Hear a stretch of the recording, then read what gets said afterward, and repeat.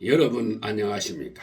이충건 방송의 이충건입니다. 오늘은 2023년 10월 IMF 국제통화기금의 세계 경제 전망, 전 세계는 3.0, 한국 경제는 1.4%로 전망을 했고, 위험 요인과 정책 과제는 무엇인가에 대해서 말씀을 드리겠습니다. 아직 이충건 교수 방송의 구독자가 아닌 분은 동영상 아래 구독과 좋아요를 눌러주시기 바랍니다. 방송 제작에 큰 힘이 됩니다. 국제통화기금은 10월 10일 10월 세계 경제 전망을 발표했습니다. IMF는 연간 4차례의 세계 경제 전망을 발표하는데 4월과 10월은 전체 회원국을 대상으로 하는 주요 전망이고 1월과 7월은 주요 30개국 대상으로 발표하는 수정 전망입니다. 그래서 이번에 발표했는 것은 본 전망입니다.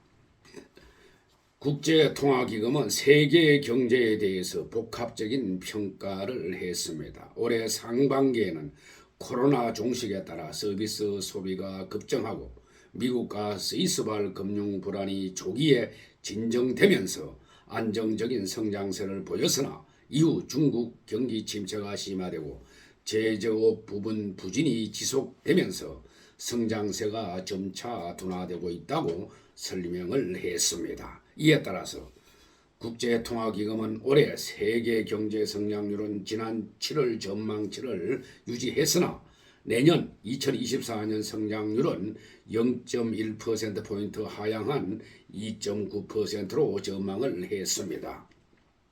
이번 보고서의 제목은 Navigating Global Divergences, 글로벌 다양성을 조정하고 있다. 그리고 부제목은 Global Recovery Remains Slow with Growing Regional Divergences and Little Margin for Policy Error라고 했습니다. 즉 지역적 차이가 커지고 정책 오류가 발생할 가능성이 거의 없어서 글로벌 회복 속도가 여전히 느리다라고 했습니다. 그리고 주요국 경제 성장률을 살펴보겠습니다. IMF는 이번 전망서에서 세계 경제는 올해 3.0, 내년 2.9%로 전망을 했고 선진국은 올해 1.5%, 내년 1.4%로 전망했으며 신흥개도국은 올해와 내년 모두 4.0%로 전망을 했습니다. 주요국 성장률을 보면은 미국은 올해 1.5%, 내년 1.4%로 전망을 했고 일본은 올해 2.0%, 내년 1.0%로 전망했으며 독일은 올해 마이너스 0.5%, 내년 플러스 0.9%로 전망을 했습니다. 프랑스는 올해 1.0%, 내년 1.3%로 전망을 했고 영국은 올해 0.5%, 내년 0.6%로 전망을 했으며 이탈리아는 올해 내년 모두 0.7%로 전망을 했습니다. 중국은 올해 5.0%, 내년 4.2%로 전망을 했고 인도는 올해와 내년 모두 6.3%로 전망을 했으며 러시아는 올해 2.2%, 내년 1.1%로 전망을 했습니다. 브라질은 올해 3.1%, 내년 1.5%로 사우디는 올해 0.8%, 내년 4.0%로 남아공은 올해 0.9%, 내년 1.8%로 전망을 했습니다. 올해 높은 경제 성장률을 보일 것으로 보이는 주요 국가는 석유가 많이 생산되는 가이아나가 38.4%로 높고 인도가 6.3%, 중국이 5.0%, 인도네시아 5.0%, 필리핀 5.3%, 베트남 4.7%, 몽고 5.5%, 멕시코 3.2%, 브라질 3.1%, 스페인 2.5% 등으로 전망을 했습니다.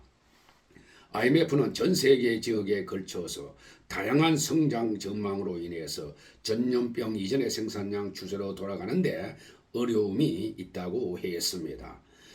올해 초반 회복세의 조짐에도 불구하고 인플레이션을 줄이기 위한 긴축 정책의 영향으로 향후 경제활동이 둔화될 것으로 전망을 했습니다.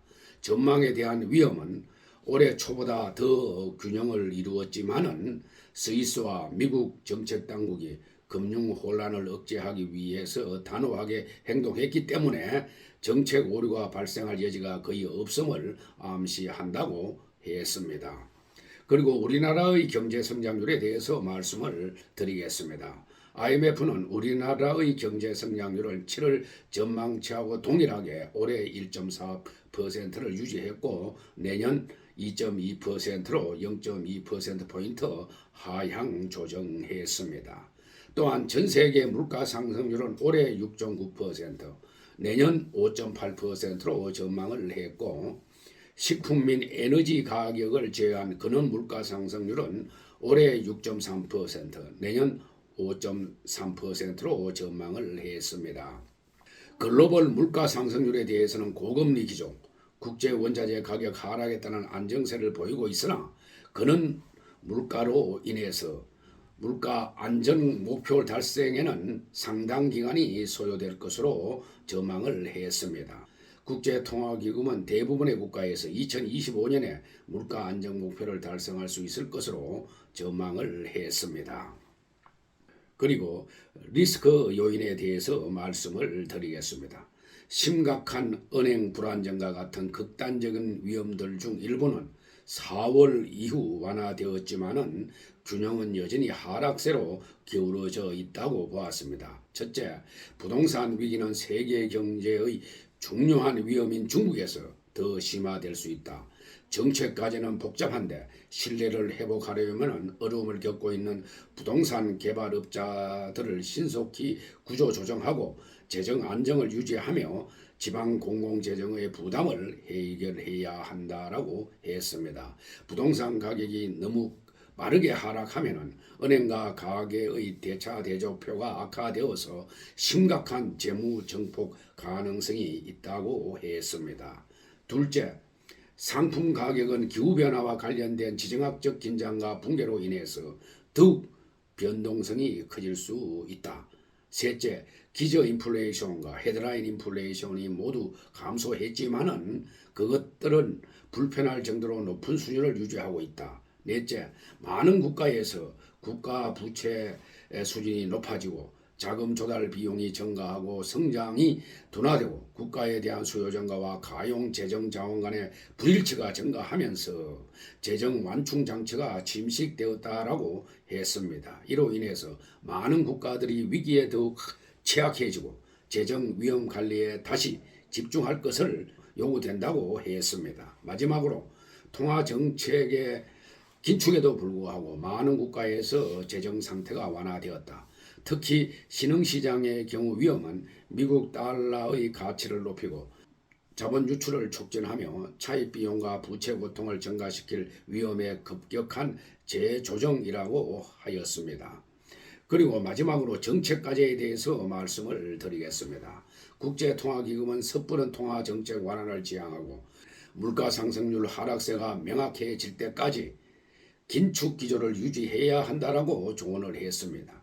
재정 정책에 대해서는 통화 정책과 발맞추어서 지출 감소, 세입 확충 등을 통해서 재정 건전성을 확보해야 한다고 권고했습니다. 또한 중장기적으로 구조개혁, 규제 개선을 통해서 경제 전반의 생산성을 향상시킬 필요가 있다고 강조했습니다. 인플레이션을 목표 수준으로 끌어올리려면 통화 정책을 계속 유지해야 하며 치솟는 부채를 해결하려면 재정 건실화도 필요하다고 했습니다. 제한된 정책 공간 속에서 중기 성장 전망을 되살리기 위해서는 구조적 개혁이 매우 중요하다고 했습니다. 녹색 전환을 가속화하고 기후 충격에 대한 회복력을 높이며 수백만 명의 식량 안보를 개선하려면 다자간 프레임워크를 강화하고 국제 협력을 위한 기반 규칙 플랫폼을 준수해야 한다고 강조했습니다. 보다 자세히 말씀드리면 선진국의 생활 수준에 대한 훨씬 느린 수렴, 재정 여건 축소, 부채 취약성 증가 및 충격에 대한 노출, 전염병 및 전쟁으로 인한 흉터를 극복할 수 있는 기회가 감소하고 있다. 성장률이 낮아지고 금리가 높아지고 재정 여력이 줄어들면서 구조개혁이 핵심이라고 했습니다. 특히 그분은서 비즈니스 규제 및 외부 부분에 중점을 둔 구조개혁의 신중한 순서를 통해서 장기적인 성장을 달성할 수 있다고 했습니다. 다자간 협력은 모든 국가가 더 나은 성장 결과를 달성할 수 있도록 도울 수 있다. 그것은 첫째, 각국은 세계무역기구 WTO 규정을 위반하고 국제무역을 왜곡하는 정책을 시행하는 것을 피해야 한다. 둘째, 각국은 기후변화에 필요한 중요한 강물의 흐름과 농산물의 흐름을 보호해야 한다. 셋째, 모든 국가들은 공동의 목표를 향한 공동의 진전을 막는 지리경제적 분열을 제한하는 것을 목표로 하고 그 대신 투명성과 정책의 확실성을 높이고 공유된 세계의 번영을 촉진하는 규칙 기반의 다자간 프레임워크에 대한 신뢰를 회복하는 데 노력해야 한다. 그리고 풍부한 자원을 가진 IMF를 중심으로 한 강력한 글로벌 금융 안전망이 필수적이라고 강조했습니다. 오늘 방송은 여기서 마치겠습니다. 제 영상을 끝까지 시청해 주신 여러분들께 감사의 말씀을 드립니다.